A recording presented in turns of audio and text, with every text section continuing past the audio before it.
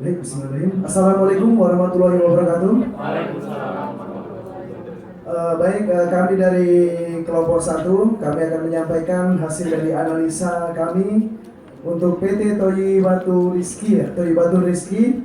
Baik, sebelumnya saya perkenalkan, nama saya Chandra Kusumaibawa. Dari sini ada teman-teman saya, ada Randy, kemudian ada Rizky, ada Ria, Aini, kemudian untuk notulisnya sendiri ada Dila, dan untuk penyaji sendiri kali ini ada saudara Darmadi. Oke, mungkin untuk langsung saja kita ke penyajinya untuk mempersingkat waktu. Kepada penyaji kami persilakan.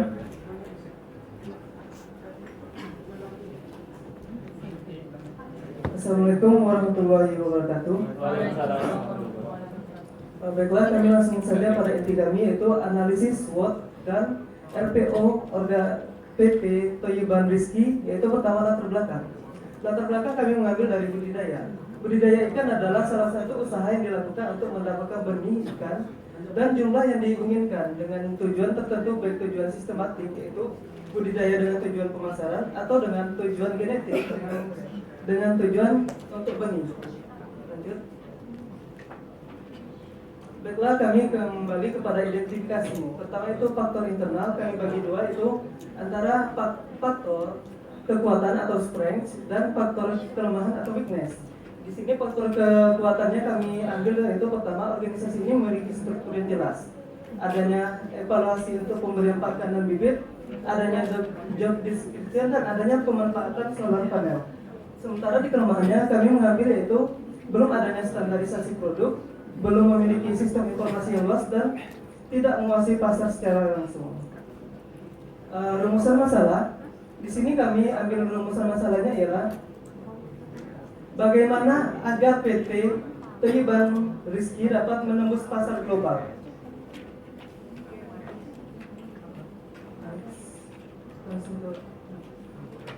Itu langsung saja ke analisis SWOT-nya. Itu pertama di internal.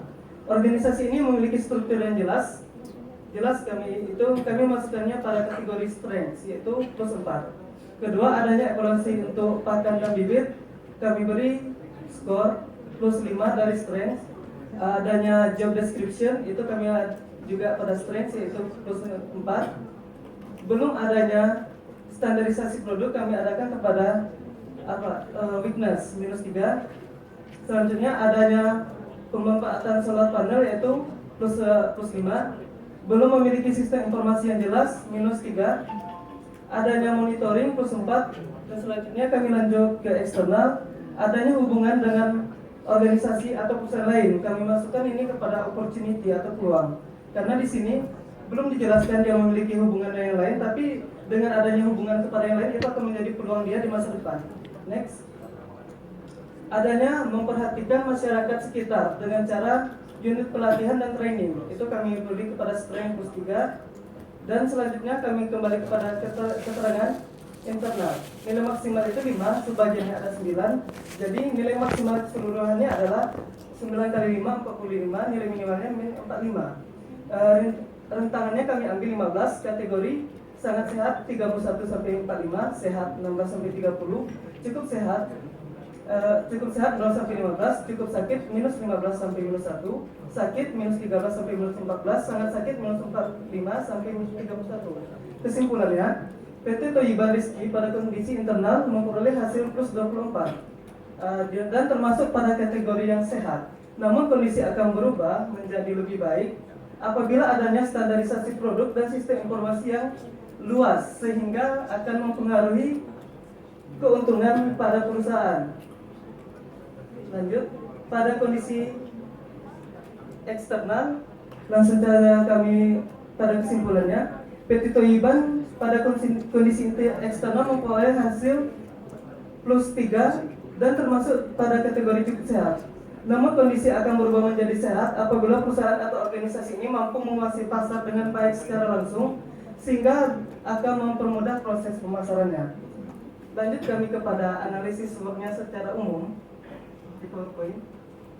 Oke, ini kami menghasilkan kurva atau kuadran seperti ini. Strength-nya 33, weakness-nya -10, opportunity-nya 7, Tratsnya -3. Jadi di sini kami mengambil kesimpulan berdasarkan analisis SWOT yang telah dilakukan, maka PT Toyo Batu Rizky adalah perusahaan yang sehat dan telah mampu menghasilkan produk yang berkualitas. Namun agar mampu bersaing di pasar global, perusahaan ini harus melakukan proses standarisasi produk agar memenuhi kriteria konsumen dan menembus pasar global. Sekian, terima kasih. Baik, terima kasih kepada Saudara Darmadi atas sajiannya. Baik, saya beri kesempatan kepada kelompok 6 ya, kelompok 6 untuk bertanya. Nah, untuk bertanya atau menyampaikan untuk berbicara, oke, silakan kepada kelompok 6. Itu waktunya.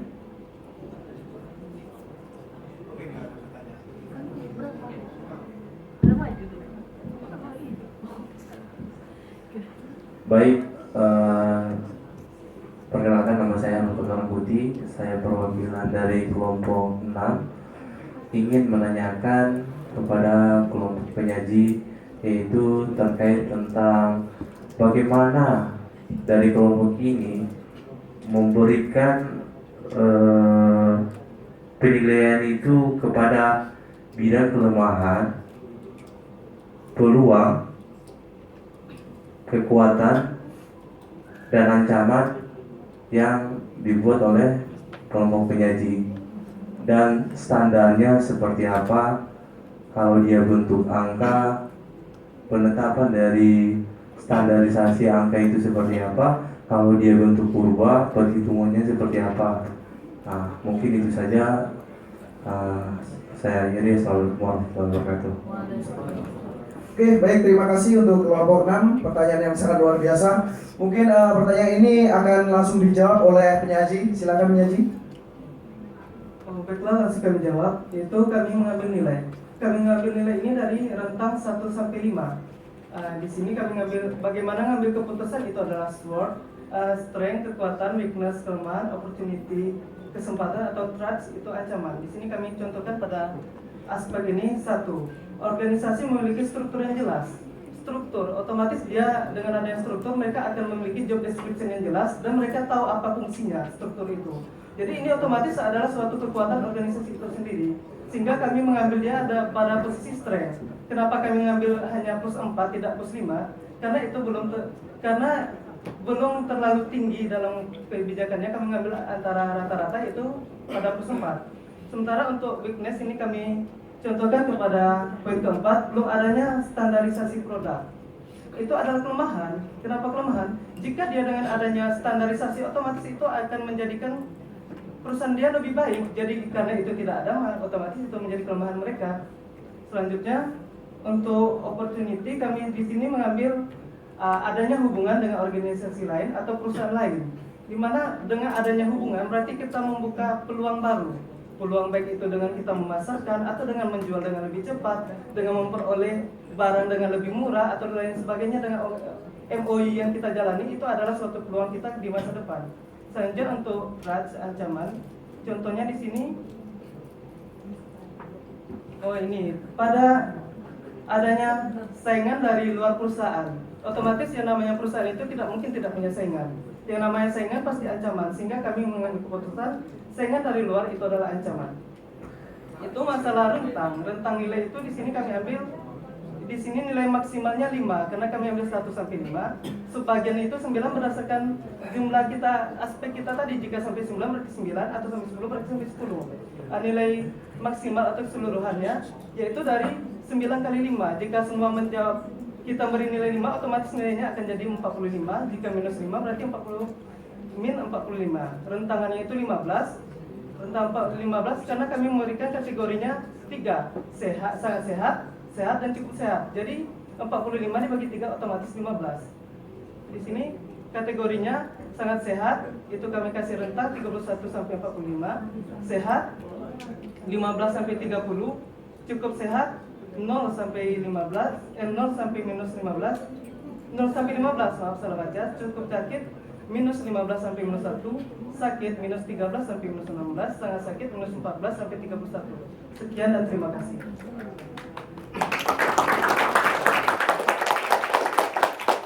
Oke, baik, terima kasih kepada penyaji. Jadi kesimpulannya adalah untuk data kami ini, kami menuju kepada data dampak data yang didapatkan pada perusahaan, baik di masa kini maupun masa mendatang. Jadi data yang kami peroleh data hasil observasi, hasil analisa kami bagaimana pimpinan dari perusahaan ini. Jadi kita data dari apa yang disampaikan oleh pimpinan perusahaan. Oke, bagaimana untuk kelompok 6? Apakah pertanyaannya sudah terjawab? Mungkin sedikit tadi pada bagian standar yang disampaikan dari kelompok penyaji itu, menurut saya itu bukannya perusahaan ini sudah melakukan penelitian di konsumen pemasaran itu antara perbandingan ikan yang berwarna kehitam-hitaman dan berwarna keabu-abuan. Itu kan dari situ, bukannya perusahaan ini sudah melakukan apa gitu, melakukan survei langsung ke pemesanannya untuk menetapkan bagaimana standar ikan yang sah yang diinginkan oleh pemasar, diinginkan oleh pasar. Supply sama demandnya itu bukankah udah ada penelitiannya seperti itu? Apakah kalau hanya dikatakan pada bagian standar yang untuk mengatakan bahwa itu sebuah kelemahan, mungkin di perusahaan ini kan sudah memiliki standar seperti itu, mungkin perlu klarifikasinya lagi. Oke, baik, terima kasih. Mungkin sebelumnya saya sampaikan untuk berikutnya kita singkat jelas gitu saja Pak ya. Oke, untuk pertanyaan ini lebih ke standarisasi ya, akan dijawab oleh Saudari Notulis, Saudari Dila, silakan. Assalamualaikum warahmatullahi wabarakatuh. Saya akan mencoba menjawab dari pertanyaan dari kelompok ini, yaitu di sini kami mengatakan belum adanya standarisasi produk ini, maksudnya itu berstandar nasional. Ini belum ada standar dari nasional. Mereka hanya berdasarkan pada penelitian yang mereka lakukan, tapi tidak dalam tingkat nasional, sehingga sertifikatnya mereka tidak ada. Itu makanya tidak bisa dipakai untuk internasional. Kan seperti yang dikatakan oleh pemimpin perusahaan tersebut tadi, yang mengisi acara tadi, mengatakan bahwa kami belum berani memasarkan produk kami karena belum adanya sertifikasi produk secara nasional. Jadi itulah sebab mengapa pimpinan perusahaan tersebut belum berani memasarkan produknya secara internasional, dan juga dengan sistem informasi mereka yang belum termasuk luas. Mereka itu masih memakai sistem yang cukup rendah. Terima kasih. Baik, luar biasa sekali jawaban dari Noturin. Bagaimana untuk kelompok 6? Saya rasa sudah ya. Oke, terima kasih. Terima kasih kepada aku. Baik, selanjutnya saya berikan kesempatan kepada para pembimbing. Ya, terima kasih. Saya kira apa yang disampaikan kelompok 6 ini, kelompok 1 ya, kelompok terakhir ya, sama dengan hal-hal yang seperti saya tadi katakan.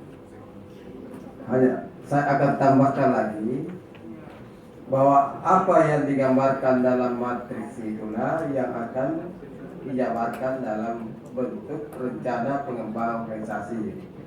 Ya. Jadi kuadran itu, ya, itulah yang masuk nanti ke rencana pengembangan organisasi. Ya. Karena itu sekali lagi yang mau dianalisis di sini adalah PT-nya. Ya. Jadi PT-nya, misalnya apakah PT ini sudah punya visi atau visi misi ke depan? Ya. Kalau misalnya tidak ada, berarti kelemahan. Apakah dia sudah punya anggaran dasar dan anggaran rumah tangga? Pasti ada, berarti kekuatan. Apakah sudah punya sertifikasi produk? Tidak ada, kelemahan. Apakah sudah punya struktur organisasi dan fungsi organisasi berjalan dengan baik, ya, komisarisnya itu berjalan dengan baik, divisi usahanya semua itu berjalan dengan baik. Kalau tidak, kelemahan. Apakah dia mempunyai suatu kerjasama dengan lembaga perbankan atau modal pribadi? Kalau tidak, berarti kelemahan. Jadi kumpulan semua dari situlah yang disebutkan. Jangan lain di matriks itu, lain juga di rencana pengembangan organisasi. Ya. Jadi saya kira itu perlu lagi diverifikasi semua yang berkaitan dengan item-item yang harus dianalisis dalam suatu organisasi. Ya, misalnya saja latar belakang itu berbicara bukan latar belakang budidaya ikannya, tapi yang dibicarakan itu adalah latar belakang daripada PT itu. Ya, PT itu dibentuk pada tahun berapa, siapa pembentuknya, alamatnya di mana, mempunyai tempat tinggal gedung seperti apa, ya kan? Kemudian mempunyai karyawan awalnya sekian, lalu berkembang dalam jangka 5 tahun sekian, ya, modalnya juga berkembang, itu baru bisa dilihat sehat. Jadi bukan berbicara masalah jenis ikan, ya. Itu jenis ikan bukan perusahaan, hanya item bisnis yang dijalankan oleh perusahaan itu. Ya. Jadi kembali lagi harus ke situ, ya. Saya kira ini karena ini pembelajaran, ini sudah bagus, ya. Tapi nanti ke depan, ya, karena adik-adik ini seperti dokter yang menginjeksi pada suatu perusahaan, bahwa perusahaan ini tentu ada item-item yang penting dilihat, ya. Misalnya kalau penyakit jantung, Anda pegang kakinya saja, ya, nggak bisa tahu, ya. Penyakit tipes, ya, hanya pegang rambutnya saja, ya, nggak tahu. Jadi dalam suatu perusahaan itu ada item yang harus kita lihat supaya diangkat, ya. Pertama, kekuatan modal yang mendukung daripada perusahaan itu apa, ya. Regulasi anggaran dasar dan anggaran rumah tangga apa, SDM yang dimiliki seperti apa, struktur organisasi seperti apa, jaringan eksternal, hubungan antar kelembagaan seperti apa, pasarnya seperti apa. Saya kira itu cukup. Itulah yang dijabarkan dalam item-item SWOT-nya tadi. Saya kira itu, ya. Terima kasih. Oke, terima kasih, Pak.